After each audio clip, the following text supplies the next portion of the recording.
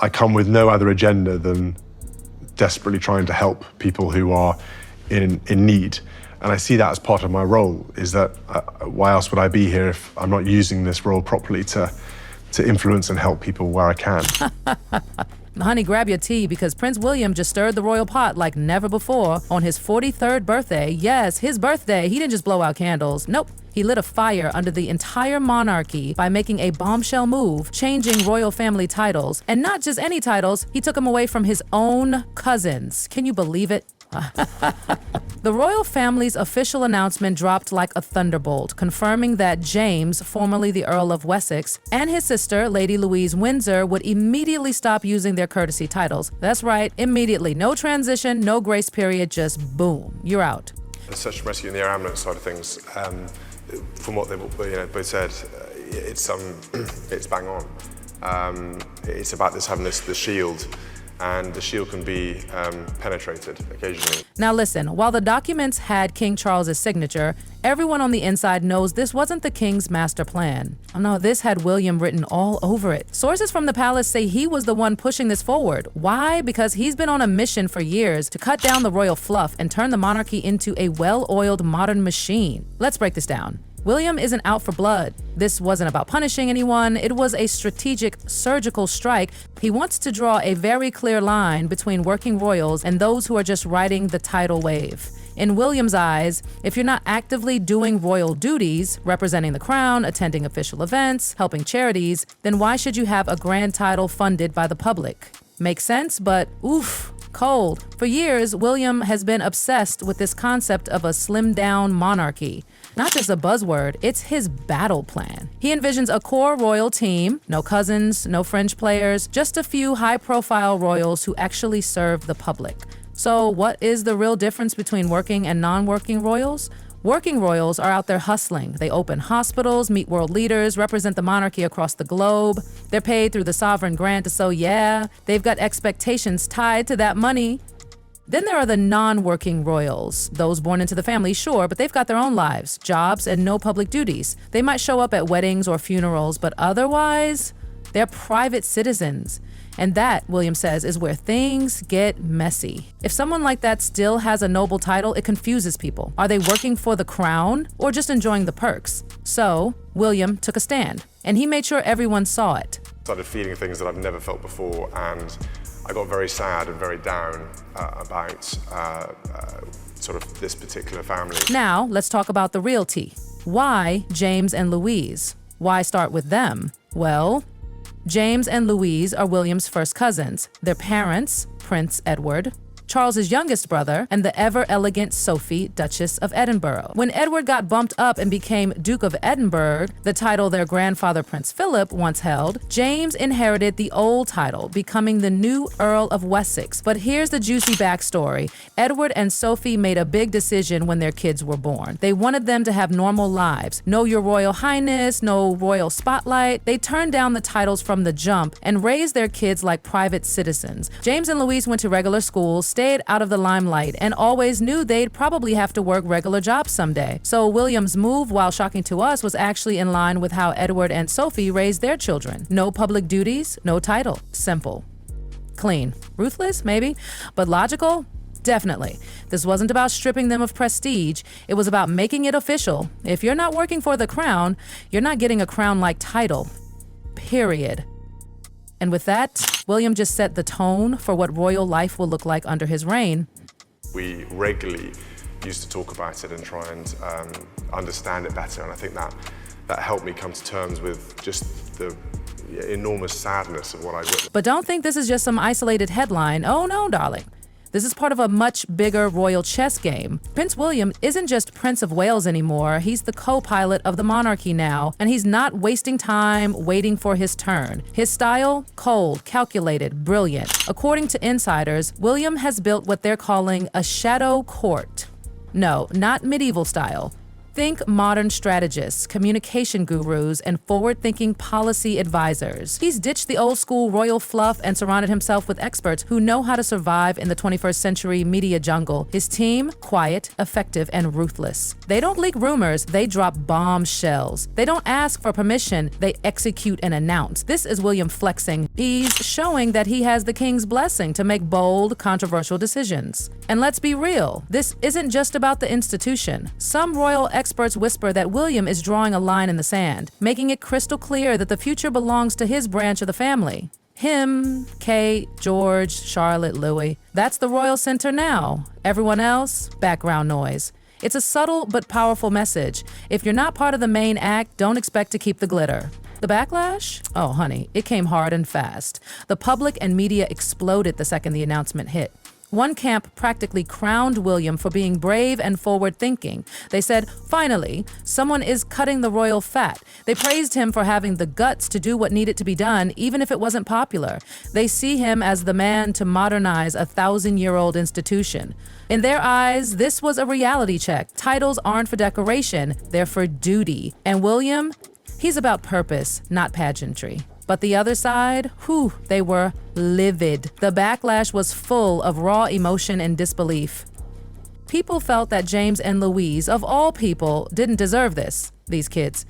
Because that's what they still are to many, have never caused drama, never courted attention, never stepped out of line. They've been quiet, respectful, private. So to see them publicly stripped of their titles, many called it cruel, heartless, a slap in the face. Some felt it was a direct insult to Edward and Sophie, the most hard-working and scandal-free royals out there. People saw this as William putting strategy over family. And not just any family, the part of the family that's been the most loyal. Critics painted William as cold-blooded, playing a long game at the expense of his cousins. Even though Edward and Sophie had prepped their kids for private life, many believed this kind of harsh public move wasn't necessary. It was like using a sledgehammer when a whisper would have done. It's not just the high-pressure side that happens, you know. It can happen, it can creep up on people in all different ways, and as you'll hear, I'm sure, throughout today. In a slightly weird turn, everyone's asking, what's next? Because let's be clear, this was just the beginning. William has drawn his battle lines, he's setting precedent. If you're not a working royal, your title could be next on the chopping block. And guess who's looking real nervous right now? That's right, Princess Beatrice and Princess Eugenie. They're not working royals either. They've got careers, families, and plenty of paparazzi photos, but they don't have public duties, yet they still carry the Her Royal Highness label. So are they next? Under William's New World Order, that doesn't quite fit the vision. He's signaling a future monarchy that's sleek, focused, and duty-bound. A family where titles are earned, not just inherited. Where the crown isn't a costume, it's a job. And just like that, the royal family's future feels very different. Prince William isn't just talking about change anymore, he's doing it. But now the question is, how far will he go? Prince William's decision has shaken Buckingham Palace to its core. And let's not pretend this was just a light rebranding of royal protocol. No, this was a royal earthquake. And people inside the palace are scrambling to figure out who's safe and who's skating on thin ice. Insiders are whispering that even more changes are on the way. Titles, they're not set in stone anymore. Royal blood alone isn't cutting it. If you're not representing the crown publicly, your days of being called Duke, Princess, or Lady something might be numbered. And that's got other royals on edge. Everyone's eyes are now on Princess Beatrice and Princess Eugenie. They're daughters of Prince Andrew, who, let's be honest, isn't exactly the royal family's golden boy these days. Sure, Beatrice and Eugenie have tried to keep it classy, but they've never been official working royals. They've had public gigs, yes, but crown duties, not really. And yet, they still hold the title Her Royal Highness. That little prefix, which once meant pure prestige, now feels like a ticking time bomb. Because if William's willing to take away James and Louise's courtesy titles, what's stopping him from swinging the royal axe again? Some say it's only a matter of time.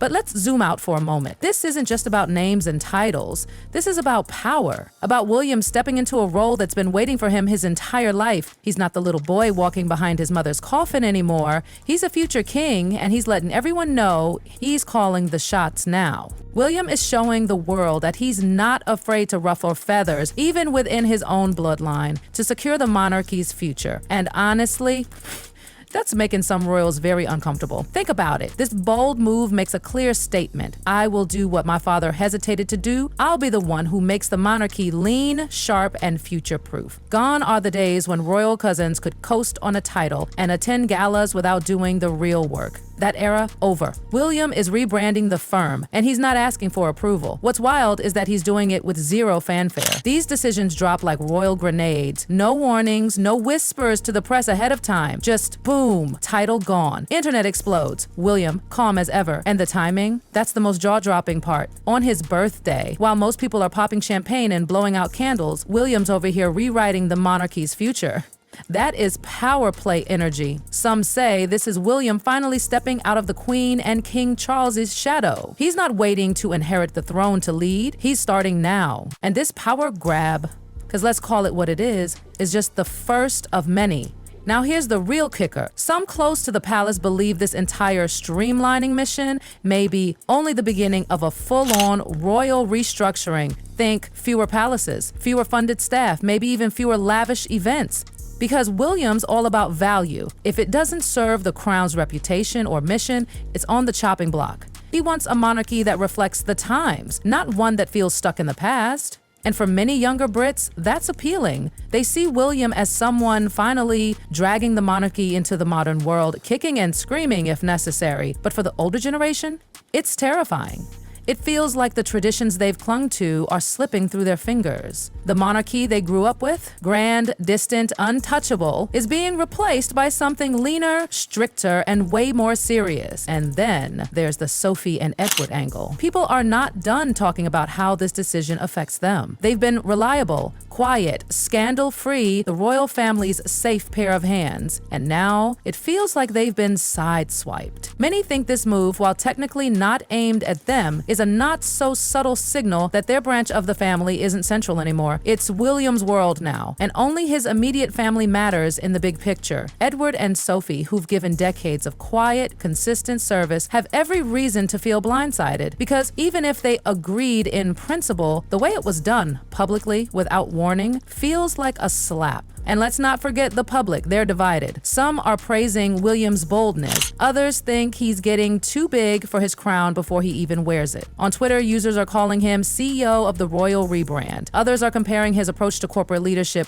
results-driven, no nonsense, unapologetic. But the emotional backlash is very real. People are hurt on behalf of James and Louise, who didn't even ask for any of the spotlight. They weren't Instagramming every second of their lives. They weren't writing tell-all memoirs or sitting down with Oprah. They were just trying to live normal lives with a little nod to their royal blood, and then, boom, title's gone, spotlight blaring. Now, the million-dollar question is, who's next? Are Princess Anne's grandkids safe? What about the rest of the extended royal web? Does William plan to trim even more of the family tree? Because this isn't just about status, it's about legacy. And Prince William, he's rewriting it in real time. The monarchy is clearly entering a new phase, a sharper, more accountable phase, and love him or hate him, William is the architect. What's happening now is going to define the next century of the royal family. Whether you think he's doing the right thing or betraying his blood, one thing's for sure, he's not playing by the old rules. This wasn't a quiet family update. This was a royal wake-up call. The titles, the traditions, the expectations, they're all being reevaluated under William's watch. And we're all just watching the royal drama unfold. So tell us, do you think William's move was bold and necessary? Or was it a cold betrayal of two cousins who never asked for a spotlight? Whatever you believe, one thing is certain. Prince William is just getting started. If you thought this was dramatic, buckle up, because the monarchy's next chapter, oh honey, it's going to be anything but traditional.